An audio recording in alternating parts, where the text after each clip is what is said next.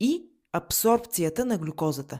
Следователно, намаля пиковете на глюкозата в кръвта след хранене. Също така защитава бета-клетките в панкреаса. Бета-клетките в нашия панкреас са тези, които произвеждат хормона инсулин.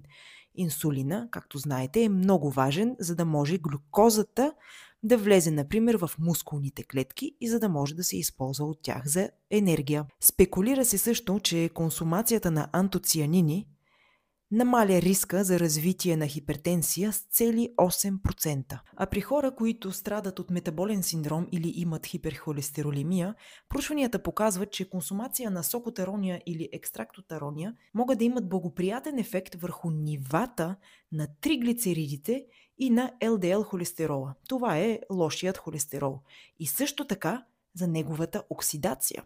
А именно оксидацията на този лош холестерол участва в формацията на атеросклеротична плака и в нейния прогрес.